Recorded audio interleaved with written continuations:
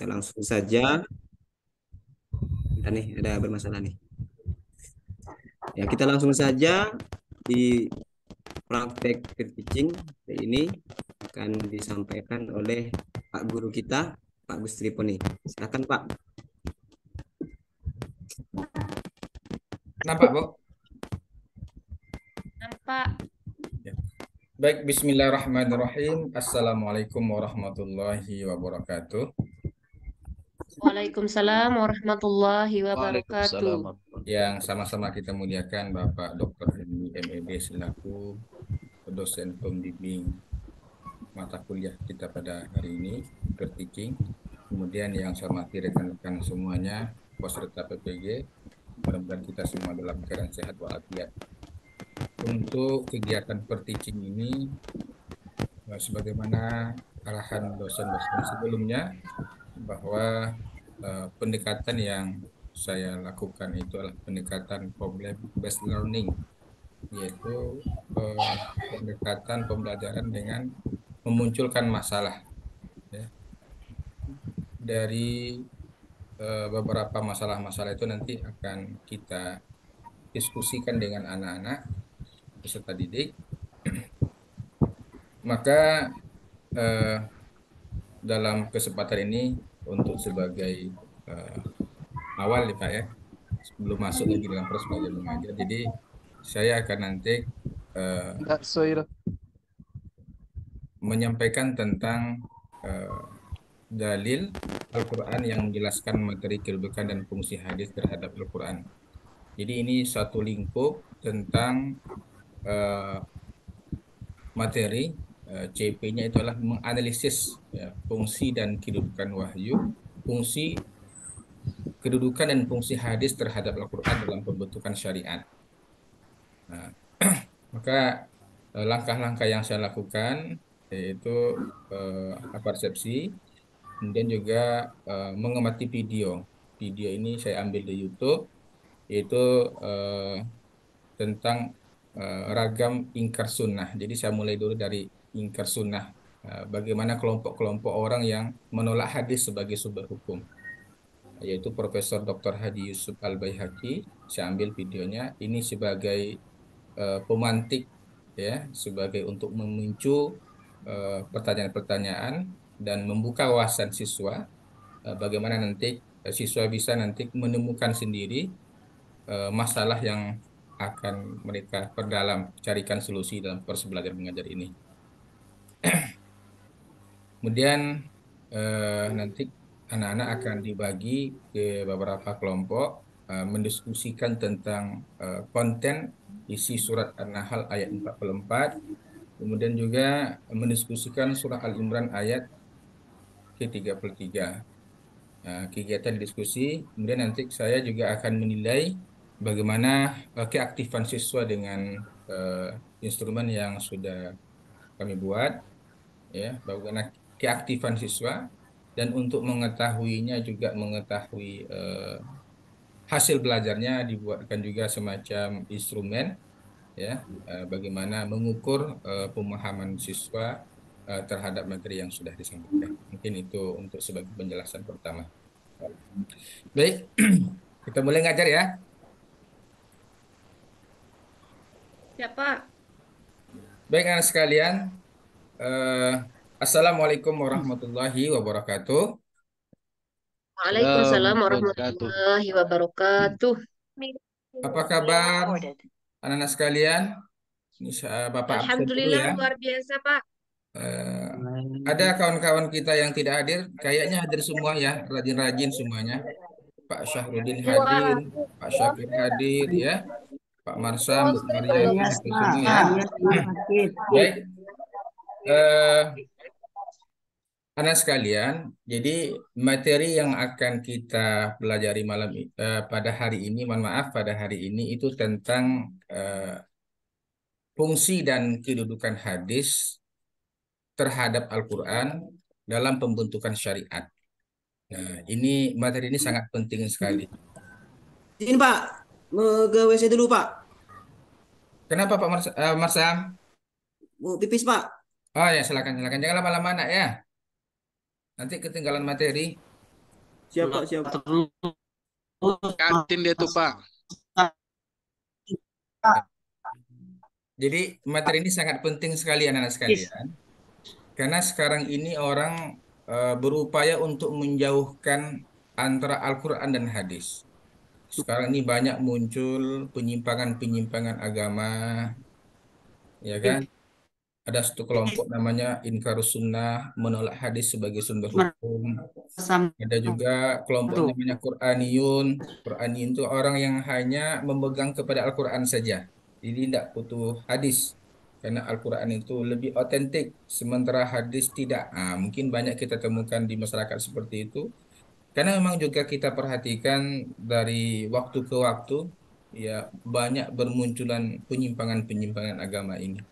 Tetapi Rasulullah mengingatkan kita untuk senantiasa berpegang kepada Al-Quran dan hadis.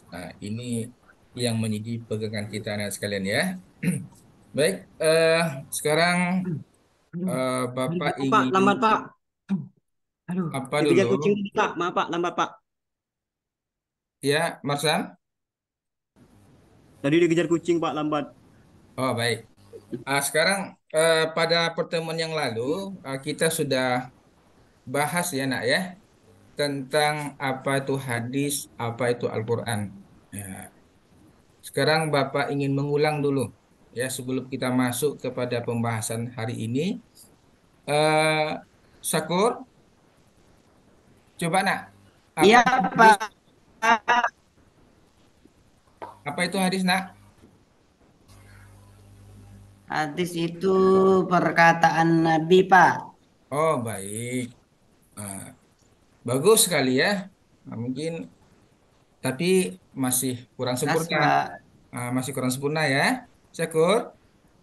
Sekarang Marsam, coba sebutkan apa itu Ya, hadis? Pak. Hadis apa?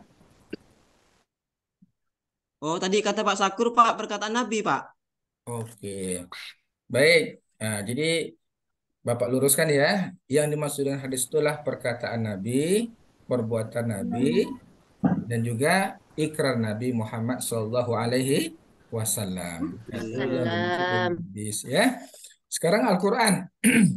Mariana, coba sebutkan apa itu Al-Quran, Mariana? Al-Quran itu firman Allah, Pak. Firman Allah. Baik. Din, apa itu Quran, Din? Saya Pak, Ya, Al-Quran Pak, ya. yang selalu dibaca di masjid Pak. Oh, Wahyu baik. Pak, wahyu Ya, yang turun kepada bukan Nabi salah. Muhammad. Ya, betul. Al-Qurannya memang senantiasa dibaca di masjid. Nah, Nah, kalau Al-Quran baik. saya bisa, Pak. Ya, Masa. Nah, kalau Al-Quran itu saya setiap habis maghrib, Pak, selalu baca. Oh, Alhamdulillah. Nah, Ya, di situ kalau enggak bagus. itu selalu ada bismillahnya, Pak, setiap surat. Alhamdulillah. Itu, Pak, ada satu yang enggak tuh. Ada yang enggak. oke. Baik, jadi Al-Quran itu kalamullah. Ya, nak ya. Kalamullah, kalam Allah yang diturunkan kepada Nabi Muhammad melalui malaikat Jibril. Ya, yang membacanya dipandang sebagai ibadah. Karena kita lihat di masjid-masjid, ya, banyak orang yang membaca Quran karena memang membaca Quran itu suatu ibadah. Ibadah, ya. Baik. Itu pengertian hadis dan Al-Quran. Jadi antara hadis dan Quran, hadis ini kan perbuatan Nabi. Fungsi Rasulullah itu adalah untuk menjelaskan Quran. Menjelaskan Quran. Coba kita bayangkan, bagaimana kita mau sholat, mau zakat, mau haji, ya sementara kita tidak melihat kepada hadis. Hanya Quran doang. Aqimus sholat. Dirikanlah sholat. Bagaimana kita bisa melaksanakannya secara lebih praktis? Tentu kita melihat kepada hadis apa yang dicontohkan oleh Rasulullah Shallallahu Alaihi Wasallam. Maka inilah materi ini sangat penting sekali anak sekalian ya. Ini penting sekali untuk Pak, kita bisa pahami supaya nanti kita betul-betul bisa ya memahami ajaran agama Islam ini dengan sempurna, dengan holistik ya, dengan eh, secara utuh, tidak sepotong-sepotong. Baik, Bapak ini sudah menyiapkan video, yaitu video Bapak Profesor Dr. Haji Yusuf Haji. Nanti akan Bapak lihatkan, ya, Bapak lihatkan nanti kepada anak sekalian. Nah, maka karena itu nanti anak sekalian perhatikan baik-baik ya. Nah, perhatikan baik-baik. Oke. Kemudian perhatikan. Kemudian ini pertanyaan Bapak ya. Bagaimana pendapat anak-anak sekalian tentang penggalan dari video yang disampaikan tadi? Pak Marsam, bagaimana? Itu nanti Betul. bisa nanti anak-anak sekalian sampaikan ya. Seperti itu. Ya, siap, Kemudian kenapa bisa muncul pemahaman-pemahaman tentang menolak hadis sebagai sumber hukum? Ini kenapa seperti itu bisa muncul ya? Baik, sekarang Bapak bagi anak-anak sekalian menjadi dua bagian ya. Bagian pertama kelompok A itu Bapak tunjuk yang ketuanya Pak Syahrudin ya. Nah, Pak Syahrudin, mungkin anggotanya Pak Syakur, Bu Mariana ya. Kelompok B Pak Marsam. Nah, sekarang coba kalian diskusikan. Nak Marsam, Pak. Nak Mariana dengan Nak Marsa. Nggak Marsam. Sekarang coba nak. Nih. Pertama diskusikan. Diskusikan tentang surah An-Nahl ayat 44. Ya. Kemudian diskusikan juga tentang surah Ali Imran ayat 33. Diskusikan ya. Apa pemahaman yang anak-anak sekalian nanti bisa dapatkan dari ayat ini. Nah, kemudian dari nanti Bapak minta nanti kalian nanti untuk menyampaikan ya masing-masing kelompok itu menyampaikan apa yang sudah didiskusikan. Nah, baik, sekarang kelompok A siap, kelompok B. Nah, sekarang Ya, Pak. ini Bapak kasih materi diskusinya ya. Nanti silakan diskusikan dengan anggota kelompoknya. Nanti Bapak minta untuk bisa menyimpulkan apa yang dipahami dari surah An-Nahl ayat 44 dan surah Al-Imran ayat 33. Baik, silakan. Nih, Bapak kasih diskusi bahan diskusinya sama anak-anak sekalian. Silakan diskusi. Ya. Din, gimana nih, Din? Nah, silakan. Bahan diskusinya mana, Pak? Ini Bapak kasih. Nih. Oke. Itulah, Pak, tadi bingung cari di mana. Ya. Din, cari Din ya. Ya. Tidur ya, Din. Baik. Oke, selesai ya. Boleh pakai HP, Pak? Selesai. Ya, Pak. Silakan. Ya, Pak. Belum, Pak. Kelompok A siapa? Kelompok A siapa yang menyampaikan? Kelompok A silakan. Belum. Silakan kelompok A. Oke, baik. Bagus sekali kelompok Ya, A. Pak. Luar biasa. Ya, sekarang lagi kelompok B. Silakan kelompok B. Oke.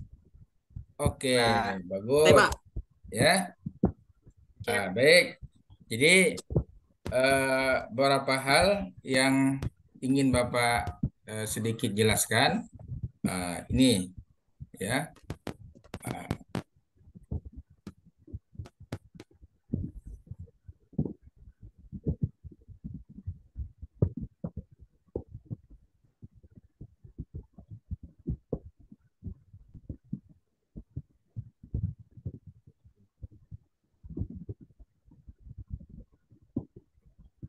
Oke. Masih slide yang tadi ya keluar ya? Iya, Pak. Kenapa ya? Padahal enggak saya itu yang saya kirim.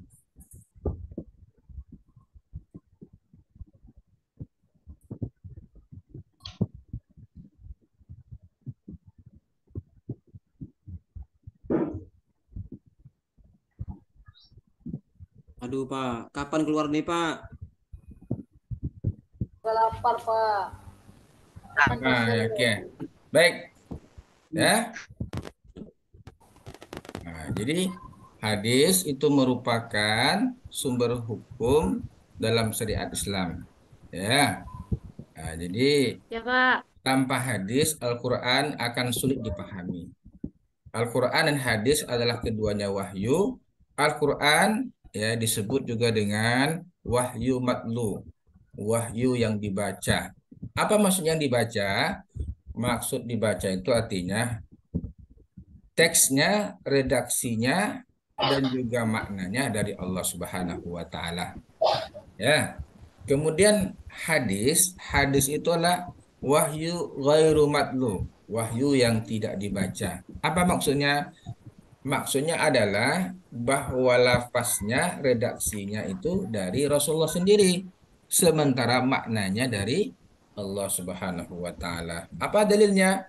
Wa ma yantiqu anil hawa in huwa illa wahyu yuha. Di Itu setiap tahu apa saya yang Pak. dilapaskan oleh Rasulullah itu merupakan wahyu. Nah, sementara ada kelompok orang tadi yang menolak hadis sebagai sumber hukum Islam, artinya sama saja dia menolak Al-Quran itu sendiri. Kenapa? Berarti masuk Karena neraka dong Pak itu Pak. ya seperti itu.